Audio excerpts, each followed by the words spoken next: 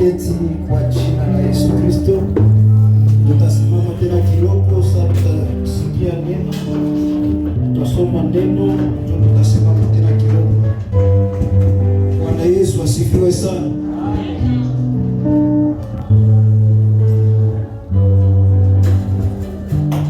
Tunataimba kaloko. Wakati ya kuimba nilikuwa nawaza ndugu ulipesa Bwana taimba petete yetu akiniambia kwa siku ya leo, lakini Mungu alisha permit aende katika mji wengine. Baada ya siku ya leo nimebarikiwa sana, Yesu ni Mungu. Zaidi ya yote nimefurahia sana nyimbo ya wokovu numero 24 ambayo Mama Esther atuimbisha hapa, na kifaa promoter akisema usiache kumtafuta Mungu kabla hata kujibia. Tutaacha na kitu maombi yetu yajibilika, na hata maombi yetu jibilike, tusimwache Mungu. Na nyimbo ambayo nataimba watu wa sequence yenyewe nasema endelea kumtafuta wewe Mungu, sitakuacha. Papa motema tombisami na posa na yoe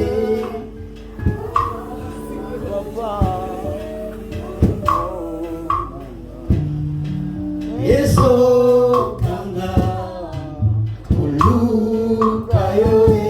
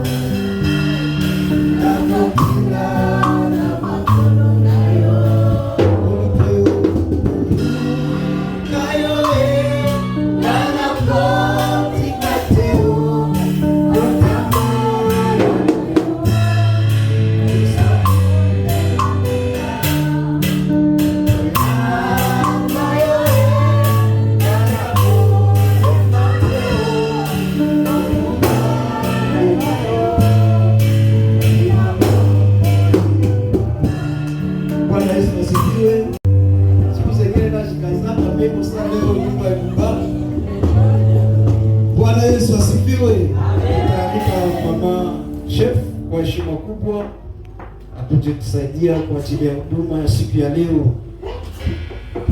Jina la Bwana Yesu libarikiwe sana.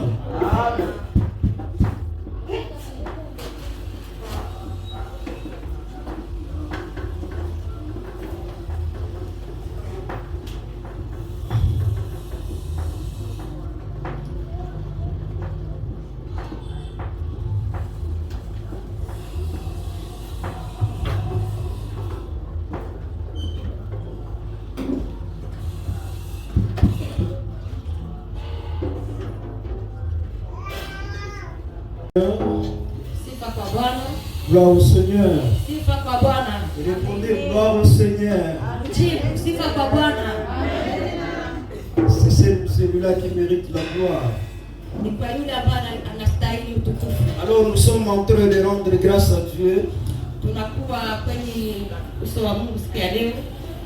Lui qui nous permet encore de nous tenir devant son peuple. Yeye ambaye ameturuhusu tena tusimame mbele ya taifa yake. Ça faisait fort bien longtemps Imekuwa siku nyingi sana qu'on était absent à la chair. ambao tulikuwa tupatikane kwenye madhabahu hapa. J'ai vérifié mon calepin. Niliweza kutazama katika La dernière fois que Dieu m'a fait grâce de me tenir ici, nilienda kutambua kwamba Mungu amenipatia neema kusimama mahali hapa. c'était le 26 octobre 2025. Ilikuwa usiku 26 ya mwezi wa 11 Et j'ai compté 4 mois se sont passés déjà. na nimeenda kuhesabu miezi 4 imepita tayari. Et pour nous qui prêchons, Sisi ambao nous qui tunahubiri, sommes appelés à annoncer la bonne nouvelle, sisi ambao tumeitwa kwa kutangaza habari ça a été njema, comme une éternité pour nous. ilikuwa kama siku nyingi sana, milele kwa ajili yetu. Mais gloire soit rendue à l'Éternel, Lakini sifa zimrudi Bwana Mungu, parce que j'ai entendu l'appel de papa le dimanche passé, sababu niliweza kupokea mwito wa baba siku ya Mungu iliyopita, pour celui qui a quelque chose à donner au devant du peuple de Dieu.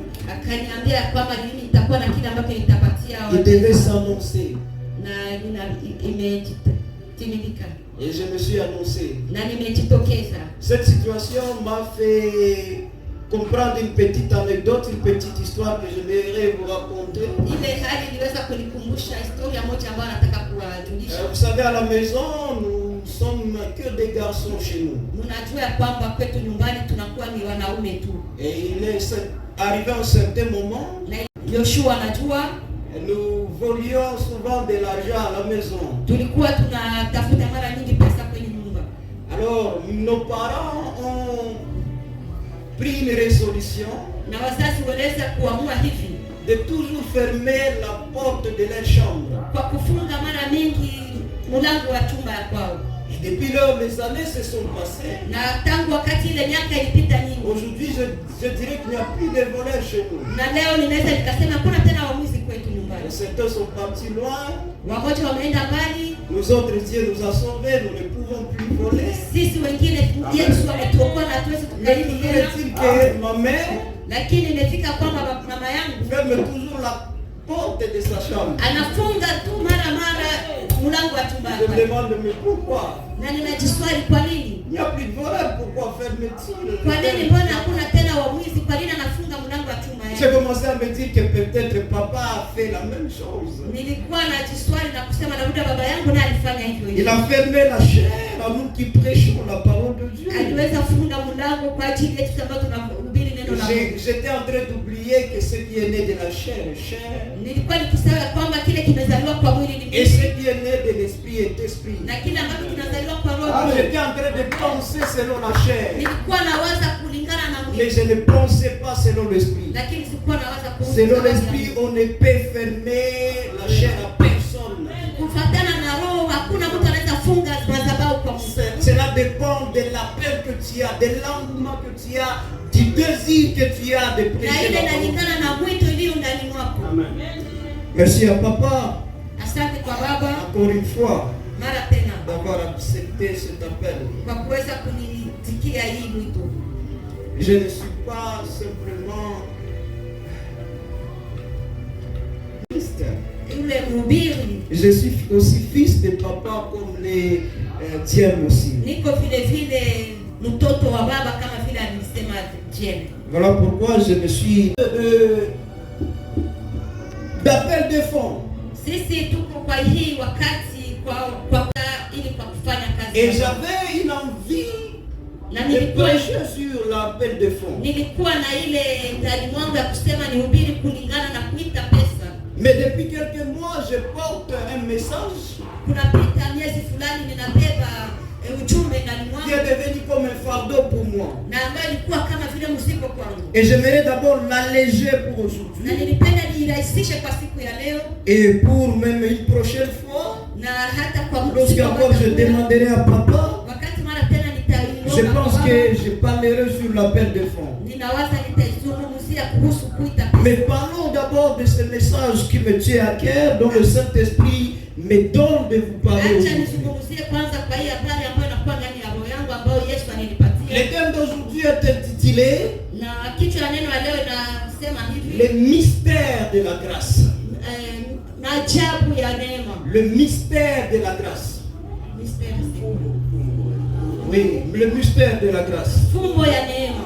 Nous parlons très souvent de la grâce. Tunaongelea mara nyingi kuhusu neema. La chorale Mélodie a parlé de la grâce. Kwaya Mélodie iliongelea kuhusu neema. La Bible parle de la grâce. Biblia inaongelea neema. Parmi les mots beaucoup utilisés dans la Bible, kuhusu mazungumzo mengi watu wanasema katika Biblia. La grâce aussi en fait partie. Na neema vile vile iko ndani yake. La grâce est beaucoup utilisée dans la Bible. Neema inaongelewa mara nyingi ndani ya Biblia. Mais pourtant cette grâce, lakini kwako neema ile renferme quelques mystères.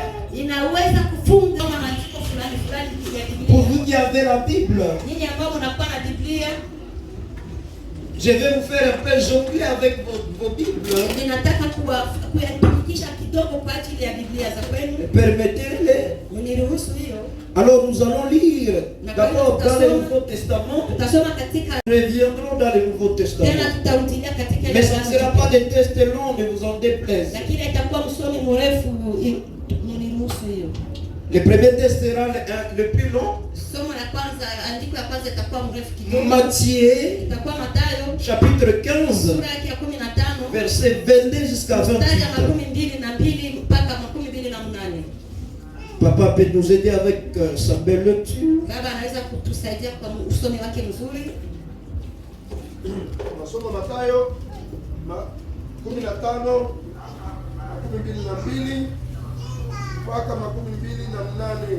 Tunasoma katika jina la Yesu Kristo. Amen.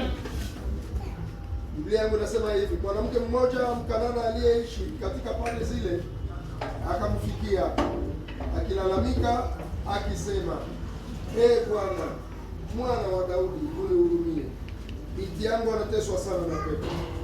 Lakini Yesu hakumjibu hata neno moja. Alafu wanafunzi wake wakamfikia na kumsihi kumwambia aende, kwa maana anatuuzi na makelele. Naye Yesu akajibu, nimetumwa tu kwa taifa la Israeli, wanaokuwa kama kondoo wanaopotea. Lakini mwanamke yule akapiga magoti mbele yake na kumwambia, Ee Bwana, unisaidie. Yesu akamjibu, si vizuri kukamata chakula cha watoto na kukitupia imbwa. Yule mwanamke akasema, ndiyo Bwana, unasema kweli, lakini hata imbwa wanazoea kula makombo yanayoanguka chini ya meza ya wabwana wao. 18 na ndio mwisho. Alafu Yesu akamjibu, wewe mwanamke, imani yako ni kubwa, ifanyike kwako sawa ulivyoomba. Na binti yake akapona tangia saa ile ile. Amen. Proverbe chapitre 31 verset 30. Proverbe, Ancien Testament alors. Proverbe. Mezali 31.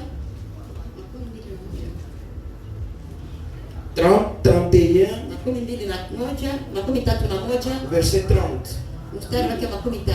Mezali 31 na mstari wake wa 13 inasema hivi: mapendezi ni udanganyifu na uzuri wa uso haukawii, lakini mwanamke anayemwogopa Bwana atasifiwa. Amen. Enfin Romains 11 Waroma 11 verset 5. Mstari wa 5. Waroma 11 mstari wa 5 anasema hivi, soma katika jina la Yesu Kristo. Amen. Waroma 11 mstari wake wa 5 anasema hivi, mstari ule wa 5: ni hivi vile vile kwa wakati huu wa sasa kumebaki wamoja ambao Mungu alichagua kwa neema yake.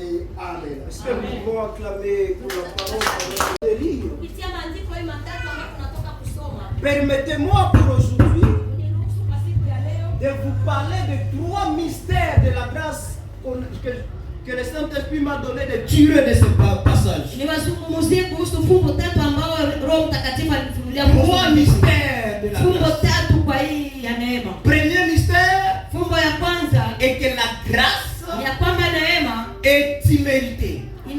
kuwa haistahili.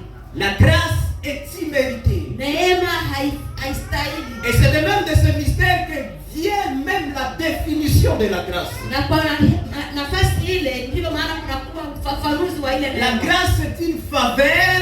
Neema ni ile imméritée ambayo ilipaswa kuwa te donne quelque chose wanakupatia kitu fulani que tu ne mérites pas avoir, ambayo ulikuwa ustahili kuwa nayo. C'est ça la grâce. Ndio hiyo neema. Et dans le premier passage que nous venons de lire, na kwa andiko la kwanza ambalo tumetoka kusoma, une femme vient vers Jésus na mke mmoja alikuja mbele ya Yesu, demande fais en sorte que ma fille soit guérie. Akamuomba Yesu afanye kwa kisi binti wake apone. Mais curieusement, lakini kakushangaza, Jésus lui dit, Yesu akamjibu, il n'est pas donné pour toi que je guérisse ta fille. Haikupewa kwako ili mimi niponye binti wa kwako. Tu ne mérites pas en quelque sorte que je guérisse ta fille. Haustahili mimi niweze kuponya binti wako. Quelque chose qu'elle ne mérite pas. Kitu ambayo haustahili. Mais elle vient, elle veut l'obtenir de la part de Dieu. Lakini anapenda ipate kupitia Yesu. À la maison, kwa nyumba on a toujours des chiens. Tunakuwa na maimbwa. Alors, nous préparons toujours la nourriture pour nous-mêmes.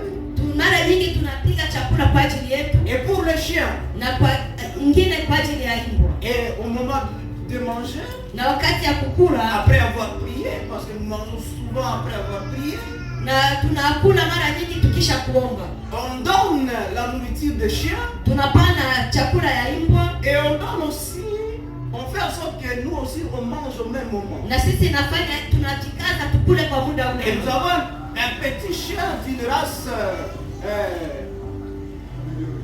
Caniche, on appelle Caniche. Tunakuwa na imbwa ya kidogo ambayo inakuwa na aina kama vile ya kimajani au. Alors, lui souvent lorsqu'il descend, na mara nyingi wakati inashuka, il part manger sa nourriture.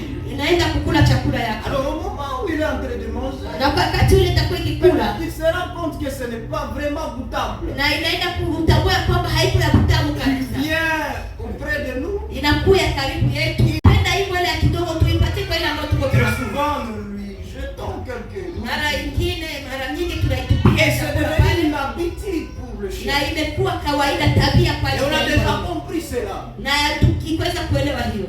Il veut toujours obtenir quelque chose qu'il ne mérite pas. Na inapenda mara nyingi pate kitu ambayo haistahili. Mais nous ne lui refusons pas cette chose. Hatuikatali yake kitu. Nous lui donnons toujours. Tunaipatia tu. Bien-aimé, il en est de même pour notre Père. Na sisi vile vile inakuwa vile vile pour nous. Ce n'est pas parce que nous ne méritons pas d'avoir quelque chose de sa part. Haiko kwa maana il ne peut pas nous donner cette chose. Hawezi kutupatia. Dieu nous donne même si nous ne méritons pas d'avoir. Mungu anatupatia hata kama tustahili kupata. Il suffit simplement de lui demander. Inatosha tu tuombe. Et même quand nous lui demandons qu'il ne donne pas, na hata kama tunaomba atupatie, on va toujours insister. Endelea tu parce qu'il finira par donner. Sababu atamaliza. Il de nature de Dieu c'est de donner. Mwisho yake ni kupana. Oh, j'aimerais tellement que nous soyons comme cette femme. Na mimi nilipenda tukue kama mama huyu.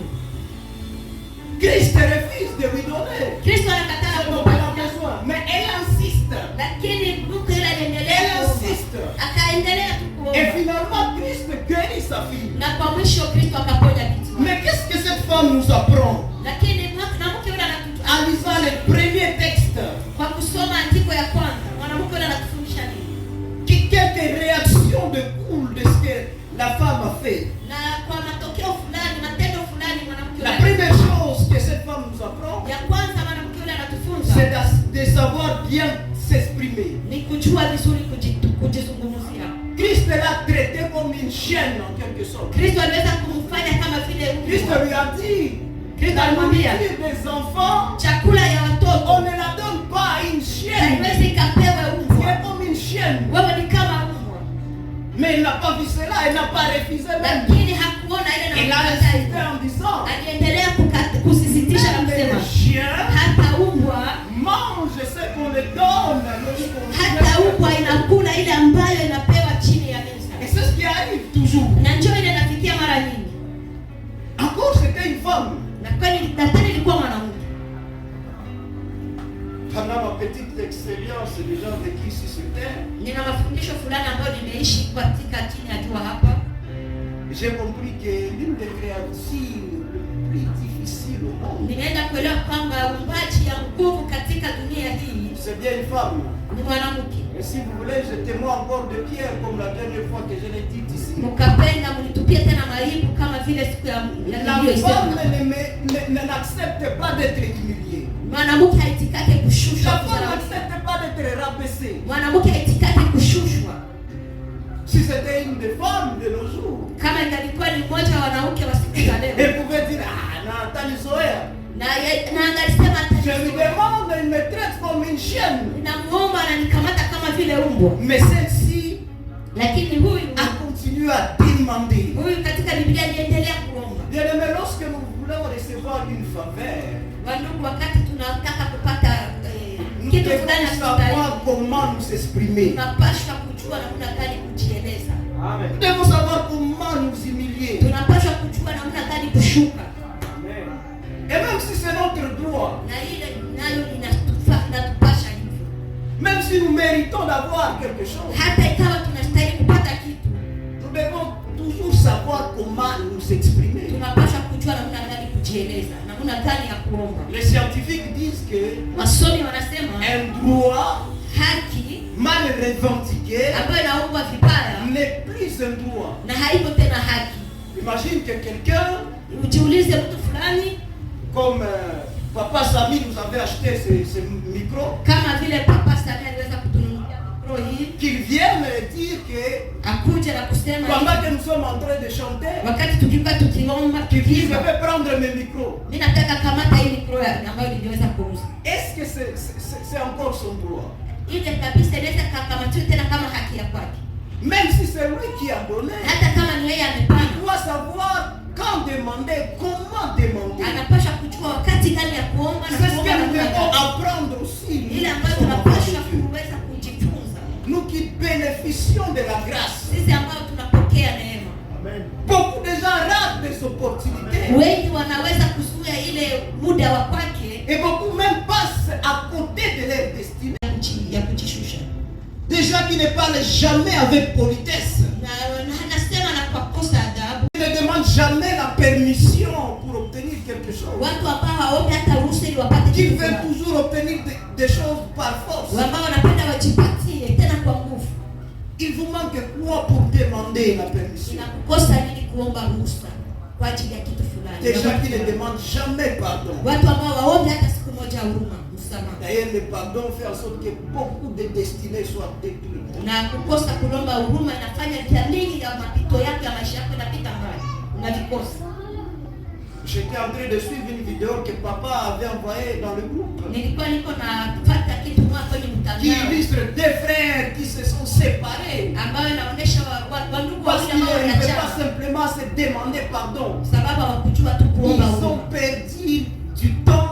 Wanaweza poteza Ils auraient muda, pu faire des choses ensemble. waliweza au tena Mais kufanya vitu c'était kwa déjà pamoja, trop tard. lakini ilikuwa tumekuwa tayari nyuma, Parce qu'ils ne sont pas arrivés à se demander simplement pardon. sababu hawakuweza tu kuomba Il huruma. faut savoir comment nous exprimer. Tunapaswa kujua namna gani kujieleza. La deuxième chose que la femme nous apprend, Kitu ya pili ambayo mwanamke yule c'est anatufundisha d'avoir la foi. ni kukuwa na imani.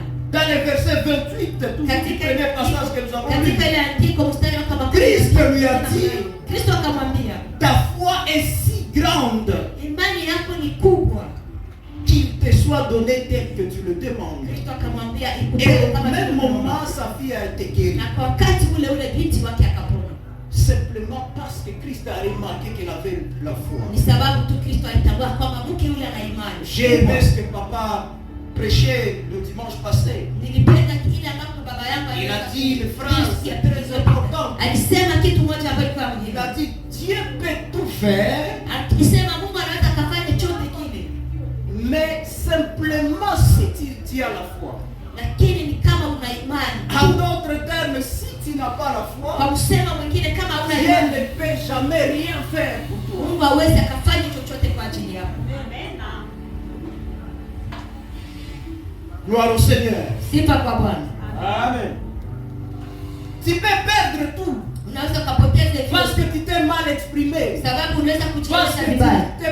tu t'es mal comporté. Ni sababu ulijikamata Mais vibaya. si tu as encore la foi, Lakini ukakuwa tena na imani. tu peux encore gagner toutes choses. Unaweza tena ukapata hiyo. Il est encore possible pour ceux qui ont la foi en Jésus-Christ. Inawezekana tena kwa wale ambao wana imani katika Kristo. Il est encore possible pour ceux qui ont la foi d'accomplir des exploits. Inawezekana tena kwa wale ambao wana imani ya kutimiza vitu vikubwa vikubwa. Troisième chose que cette femme nous apprend, Kitu ya tatu ambayo mtume anatufunza c'est de comprendre le temps où nous vivons. ni kuelewa muda ambao tunaupitia.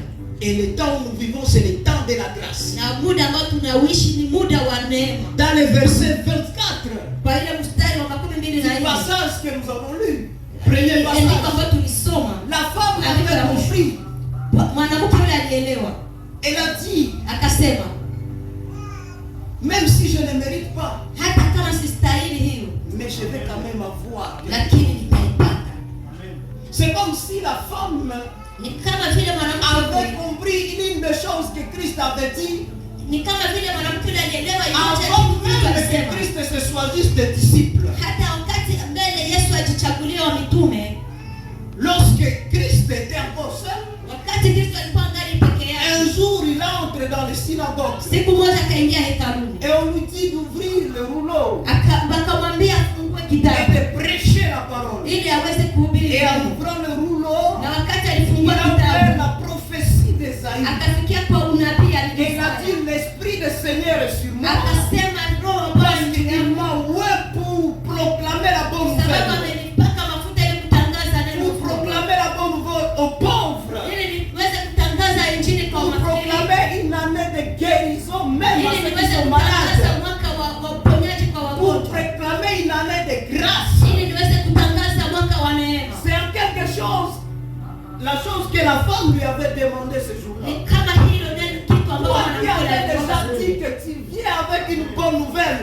Ilikuwa imesema kwamba Toi qui avais dit que tu viens guérir les malades. na kwamba nini alisema Alors kuja que tu es kuponya avec tes wagonjwa. disciples, Na wakati yule alikuwa na guéris non la maladie de ma fille. alikuwa akiponya vile vile magonjwa ya binti yule. Christ est venu avec la grâce. Kristo alikuja na neema. Une grâce qui ne fait exception de personne. Na neema ile ambayo haipenda mtu yeyote. Tout le monde peut bénéficier de la grâce. Kila mtu anaweza akapokea kwa neema Dans hiyo. l'ancienne alliance, Katika agano la la grâce était réservée simplement pour quelques élus. kwa wakati wa kale ule neema ilikuwa tu La kwa grâce watu wale était ambao réservée wamechaguliwa. simplement pour Noé. Ilikuwa tu kwa Noe. La grâce était réservée pour Abraham, Neema ilikuwa tu kwa Abraham, pour David et d'autres patriarches de kwa la Bible. Daudi yule mhubiri mkubwa. Mais lorsque Christ est venu, Lakini wakati dans Kristo la alikuja nouvelle alliance, na katika ile il a fait en agano sorte que le temps où nous vivons alifanya kwa soit sisi étant wakati que toute tunaopitia personne qui ikuwe désire wakati recevoir ule la wa grâce de neema kwa kila Dieu mmoja puisse katika l'obtenir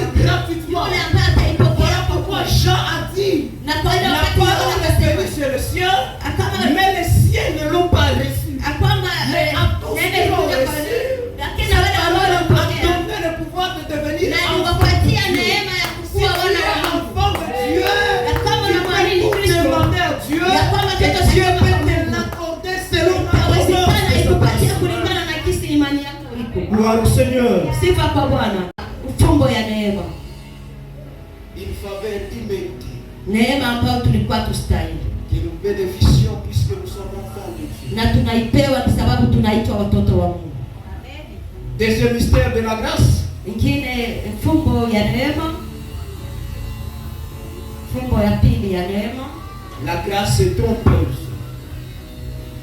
La grâce est trompeuse. Na grâce, neema, La grâce est trompeuse. neema inadanganya. La grâce est trompeuse. Neema inadanganya. J'aime la version française. Ninapenda ile Deuxième somo passage que nous avons lu. ya Kifaransa Ça dit que la grâce na inasema kwamba neema est trompeuse. ni yenye kudanganya, Mais une femme vertueuse, lakini mwanamke yule wa hekima c'est bien se comporter par rapport à cette grâce. anajua namna gani ya kujikamata ili apate neema hiyo. Bien aimé, la grâce est trompeuse. Neema inafanana kudanganya. Plusieurs personnes Watu wengi sont trompées wanadanganywa parce qu'ils croient que la grâce sababu wanadhani ya kwamba neema Unakuja kufanya nini wakati Mungu ametulia tayari katikati ya taifa? Seulement parce qu'ils ont la grâce. Kwa nini? Ni sababu tu wana ile neema. Des fois la grâce Mara nyingi neema rend certaines personnes ingrates. inaleta wengine kutotambua ukubwa wa Mungu, kutokuwa na shukrani. Manque de reconnaissance. Wanakosa kutambua uwezo wa Mungu. Beaucoup lorsque Dieu ouvre les portes, Mara nyingi wakati Mungu anafungua milango, il change. wanabadilika. Lorsque Dieu ouvre les portes de bénédiction, Wakati Mungu anafungua milango ya baraka kwao, il change d'amis. wanabadilisha marafiki, Il change de comportement. wanabadilisha hata mwenendo, Il change même d'église. wanabadilisha hata mahekalu, mahali pa kuabudia. Ils vont loin de la personne qui leur avait donné la grâce. Wanaenda kuabudu yule mtu ambaye aliweza kupatia neema. Ne soyons pas ingrats, enfants de Dieu. Tusikuwe wakosa shukrani mbele za Mungu. Comme le disait Paul, Kama vile alikuwa akilisema Paulo, prenez l'exemple sur moi. mkamate mfano kwangu, Imitez-moi comme je suis imitateur de Christ. munifate, muniige. J'aimerais vous demander d'imiter même Maman Marie ici. Ningalipenda hata muweze kuiga Mama Maria hapo, Une personnalité importante dans la ville. mtu ambaye anafaa katika mji hapo. Si elle veut entrer dans n'importe quelle grande église, Akapenda anaweza kaingia hata katika hekalu mais kubwa, elle reste là où elle a obtenu la grâce. lakini anawakilia mahali pale ambapo alipatia neema. Elle est en train d'interpréter Iko pale ananiwakilisha un petit qui enseigne dans une école à Mukulu. mtu yule ambaye mdogo iko na ubiri katika mahali kidogo kwa ukubwa wa kwake, Mais elle reste humble. lakini anabaki akishuka. Parce que Kwa sababu gani? c'est l'humilité qui précède la gloire. Sababu kunyenyekevu inatangulia Lorsqu'on se kuinuliwa, dit que Dieu t'élève, na wakati unashuka ni je mahali pale sais pa que Dieu kuinuliwa. continuera à l'élever. Na ninajua kama Mungu ataendelea Il kumuinua, commence à s'humilier. na sababu amejua kutushuka. Une autre chose, Kitu que la grâce kingine, finit par nous tromper de faire. Filipe aliweza kutudanganya kufanya, La grâce finit par nous tromper. na kwa ile neema Wafilipi walifikia kutudanganya. C'est lorsque la grâce nous amène au péché. Ni wakati neema inatupeleka katika dhambi. Mungu wa Il peut nous huruma pardonner à tout moment. anaweza akasamehe vyote kwa wakati wote C'est-à-dire ule. nous pouvons faire tout ce que nous voulons. Maana na sisi tunaweza tukafanya vyote ambavyo À tunataka. cause de la grâce, certains disent. Na sababu ya neema wengi wanasema vyote wanajisikia.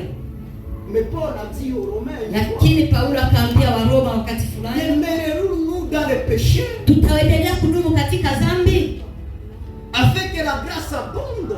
ili tu neema inakuwa kubwa, tuendelee kuishi ndani ya dhambi. Lakini ni mbali na hilo mnalo sana. Nous ne pouvons pas pécher parce que la grâce est là. Hatuwezi tukatende dhambi sababu neema iko mahali. Parce que bien aimé, Sababu wapendwa, et c'est le troisième mystère de la grâce, c'est par là que je suis en train d'aller finir. na kwa kiwango cha tatu ya neema, na ni mahali pale naenda Nous kumalizia. ne pouvons pas pécher parce que la grâce est là. Hatuwezi tukatende dhambi sababu neema iko pale. Parce que le troisième mystère de la grâce, Sababu fumbo ya tatu ya neema, il faut savoir que la grâce est temporelle. inabidi kujua kwamba neema iko ya muda. La grâce est temporelle. Neema ni ya kupita, iko ya muda. La grâce est là pour un petit moment seulement. Neema iko pale kwa muda mchache tu. C'est le troisième passage que nous avons lu. Ni andiko ya tatu ambayo tuliweza kusoma. Du reste, nous qui avons été élus par la grâce, nous devons savoir que cette grâce est temporelle. Tunapaswa kujua kwamba neema ile ni ya muda. Papa nous avait prêché un jour ici Baba aliweza kutuhubiri siku moja hapa sur les 70 semaines de Daniel. kulingana na ile majuma 17 ya Daniel. Et nous avait dit que la grâce Alituambia kwamba dans neema laquelle nous sommes ambayo tuko tunaipitia se tunaishi situe au 69e semaine de Daniel. inasimamia leo sasa majuma 69. Et ce 69e semaine est un petit moment Na simplement. katika majuma ile 69 ni muda tu mdogo mchache kabisa. Comme une façon, une délibération. Ni kama ile kuweza Que kuchagua. Dieu a permis que ça soit là Na Mungu aliruhusu ya kwamba iwe pour hapo que les enfants reviennent à lui. ili watoto ambao wamepotea na kupotea C'est warudie. simplement pour le temps. Ni kwa muda tu. Il y aura un moment où la grâce ne sera plus là. Itakuwa muda ule ambao neema itaisha. Bien que la grâce soit abondante, Kama hata neema ni kubwa, mais elle est temporelle. lakini ni ya muda, ni ya kupita. Et comment te prépares-tu lorsque la grâce finira? Ni namna gani wewe unajikamata na wakati neema itaisha itakuwa? Est-ce que tu vis dans le péché? Unaishi katika dhambi Parce que la grâce est abondante? sababu neema iko kubwa? Bien-aimé, non. Wapendwa, hapana. Tu ne peux pas vivre dans le péché parce que Hauwezi ukaishi katika dhambi sababu neema iko. je ne sais pas à qui je m'adresse. Sijui niko najieleza kwa nani. Je ne sais pas pourquoi Dieu a voulu que nous en parlions. Sijui ni kwa nini Mungu alipenda ili tuzungumzie hii leo. Mais la grâce est temporelle. Lakini acha ujue kwamba neema ni ya Si kusifu. tu as quelque chose à te reprocher, Kama unakuwa kitu fulani ambayo ya kujiswali, demander pardon pour un mauvais comportement. hata kama unaweza kaombe huruma, msamaha kwa hali mbaya C'est unachikamata, le bon moment de le faire. ni muda ya kuifanya sasa. Parce que plus tard sera peut-être trop tard. Sababu nyuma hapo na vile itakuwa nyuma zaidi. La grâce est temporelle. Muda ni mchache, neema ni ya kupita. Aimez celle qui modérait, disait. Napenda yule ambaye alikuwa kiongoza alikuwa akisema, Dieu peut venir même en cet instant. Imaginez qu'il revienne, mjiswali akirudi, que certaines personnes d'autres partent. lakini mtu mwingine anyakuja. Ça sera triste pour moi. La grâce est temporelle. Neema ni mchache. Très souvent, la grâce nous trompe. Mara nyingi Lorsque les années passent, wakati miaka inapita, 2021, 2022, 2023, aujourd'hui nous sommes en 2026. Les gens pensent qu'il y aura toujours des 2000, que Dieu ne reviendra pas. Mais laissez-moi vous dire qu'il revient. Son retour est imminent. Que la grâce ne vous trompe pas pour que vous viviez tel que vous le désirez. Mais vivez selon la volonté de Dieu. Est-ce que nous pouvons couper nos têtes là où nous sommes et demandons que la grâce ne nous trompe pas? tuweze kufurahia neema Pour hiyo faire ce dont Dieu a fait. na tuweze tukufanye kile ambacho Mungu anapenda tufanye kiwazi. Nous-mêmes nous voulons Na faire. ile hapana ile ambayo tunataka Alors que nous kufanya. sommes en train de couper nos têtes, Na wakati wakati tukishusha nous vichwa allons vyetu, inviter Papa pour conclure. tunataka tukialika Baba kwa kuweza kukamilisha. Kuja kichwa chako mahali ambapo uko. Maana neema ya Bwana inatosha. Ni faveur imerite au kustahili, na mwenyewe alisemaka alikuya kwanza juu ya Wayahudi. Uko Myahudi, akasema alikuja juu ya kondoo zile za nyumba ya Israeli ambazo zilikuwa zimepotea. Mpendwa, ujiangalie, umepata faveur ile kwa yako, usiache ile ukazui ipite hivi. Tunataka omba umwambie Bwana leo, na mimi unione sistahili, sababu mimi na mwanamke hatupishane kitu, lakini mbele zako alianguka akapiga magoti na alipokea kile alipo. Mwambie siku tofauti na mwanamke, lakini alipokea kupitia mikono mitupu. Na mimi leo naanguka kwa magoti mbele yako Baba, usiniache nirudi mikono mitupu. Yesu wewe, jina lako libarikiwe Baba. Bwana, umezileta habari hizi za neema katikati yetu siku ya leo. Hiyo neema ni juu yetu Bwana. Hiyo neema ni juu ya taifa hii Mungu wangu. Hii neema ni juu yangu leo. Asante. Na mimi kama mwanamke yule Mkanana ninaanguka chini. Sistahili, hakika sistahili, lakini ile ambayo imekuwa yangu basi ndio unipe Papa. Najua kwamba neema imenifungua kwenye singeweza katoka, sababu nilikuwa kundani, lakini neema imenitosha. Neema imenipa njia, neema imenipa mwangaza, neema imenipa kibali. Umelewa Bwana, kadiri ulivyofanya na mwanamke yule Mkanani, ndivyo ufanye pamoja na mimi. Maana ndani mwangu pamesimuka, pameamka imani. Imani hiyo imenifanya niwe katika ibada hii. Imani hiyo imenifanya nikubali neno ya neema siku ya leo. Acha basi Bwana unipe wewe. Asante Bwana Mungu. Hakuna Mungu kama na wewe. Kwa jina la Yesu Kristo. Amen.